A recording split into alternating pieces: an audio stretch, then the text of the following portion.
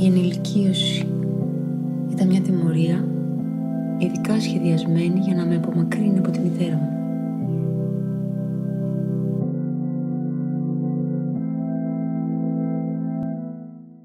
Για κάποιον που έχει παρακολουθήσει την έργογραφία του Αλέξανδρου Βούλγαρη μέσα στα χρόνια, είναι εμφανές ότι το ότι επιλέγει να κινηματογραφήσει τις ταινίες του σε φιλμ 16mm δεν αποτελεί απλώς κάποιο ιδιοσυγκρασιακό τέχνασμα. Και στο Πολύδροσο περισσότερο από κάθε άλλη φορά, το ότι χρησιμοποιεί αυτό το φορμάτ μοιάζει μια αναπόδραστη επιλογή, λόγω της θεματικής που έχει εδώ πέρα, την οποία ο Βούλγαρης τη συνθέτει με μια αφήγηση αποσπασματική, ρευστή, συνειρμική, μας οδηγεί σε ένα ταξίδι αναμνήσεων, είτε πρόκειται για ανάκλησή τους, είτε τις περισσότερες φορές για τη δημιουργία τους. Οι δύο σοφίες που μονοπολούν τα πλάνα και το ενδιαφέρον μας δεν είναι η τυπική μάνα και κόρη, αλλά ταυτόχρονα μοιάζουν να αποτελούν το αρχέτυπο της ιδιαίτερης αυτής αγάπης.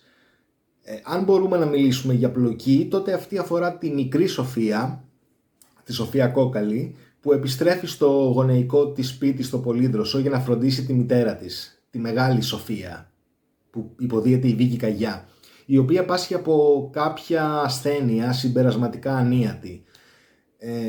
Συμπερασματικά προκύπτουν και όλες οι πρακτικές πληροφορίες γύρω από αυτές τις δύο υπάρξεις. Ακόμα και ένα οικογενειακό τραπέζι παρουσιάζεται εξαιρετικά φιδωλό σε αποκαλύψεις σαν σκηνή, γιατί καθ' όλη τη διάρκεια της ταινίας δεν ακούς για να μάθεις, αλλά για να ανακαλύψεις την ανεξάντλητη και ανεξήγητη αγάπη που αφορά τη σχέση μητέρας και κόρης, παρατηρώντας μέσα από τα κοντινά πλάνα που κάνει ο Βούλγαρης, ο οποίος καταγράφει στιγμές, βλέμματα και εκφράσεις. Δεν θεωρώ ότι πίσω από αυτή τη σκηνοθετική προσέγγιση κρύβεται κάποιο μεγαλεπίβολο σχέδιο. Αντίθετα, πηγάζει με φυσικό τρόπο από την καλλιτεχνική πορεία του Βούλγαρη, ο οποίος με την ανεπιτίδευτα γνήσια ματιά του εδώ πέρα παραδίδει την οριμότερη καλλιτεχνικά ταινία του.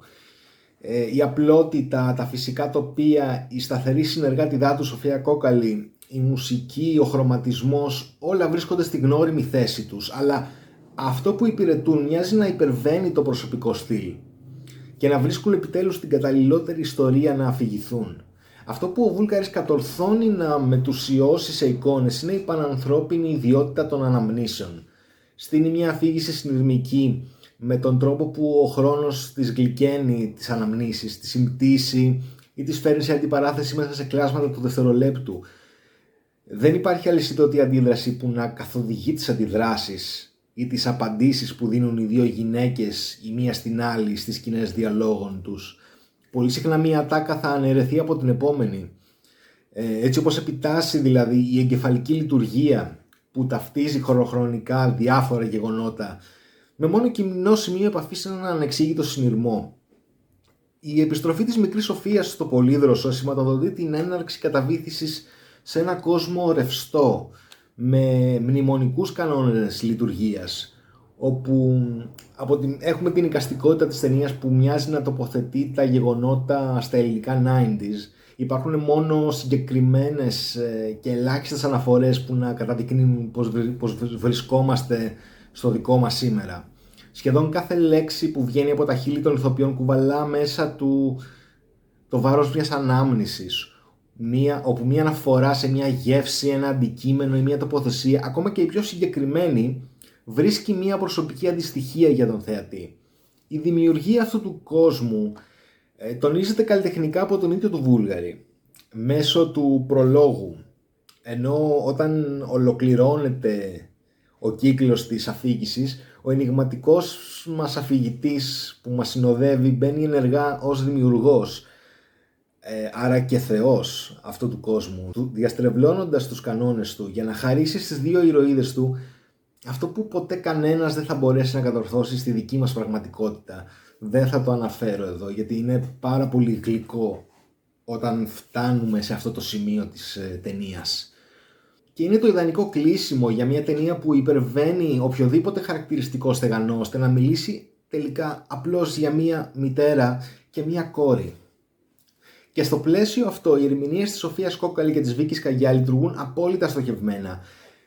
Νιώθεις ότι καμία από τις δύο δεν μπορεί να κάνει κάποιο ερμηνευτικό λάθος από τη στιγμή που φέρει εντός της αυτή τη διάσταση, με τη συναισθηματική δύναμη της ταινίας να κυλάει σαν χήμαρος και ποτέ να τη δημιουργεί επί τούτου.